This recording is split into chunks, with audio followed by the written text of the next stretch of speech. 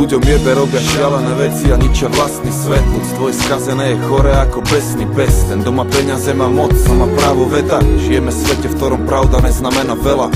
Žabomyšie spory, násilie a všade zloba sú miesta, na ktorých teče krv viac ako pitná voda.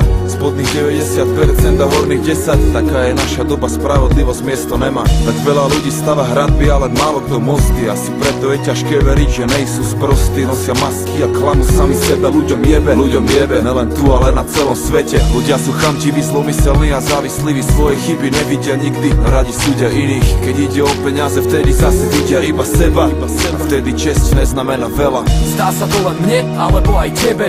Niekedy mám pocit, že ľuďom jebe. Je to fakt, niekedy sa pýtam, kam to celé speje. Povedz, čo sa kurva deje. Zdá sa to len mne, alebo aj tebe. Niekedy mám pocit, že ľuďom jebe. Je to v piči, niekedy sa pýtam, kam to celé speje. Povedz, čo sa kurva deje.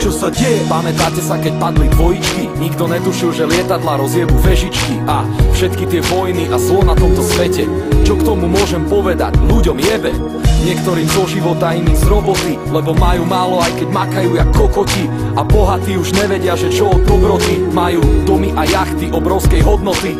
Politici stále sľubujú lepšie časy, pritom im ide iba o jedno, ovládať masy.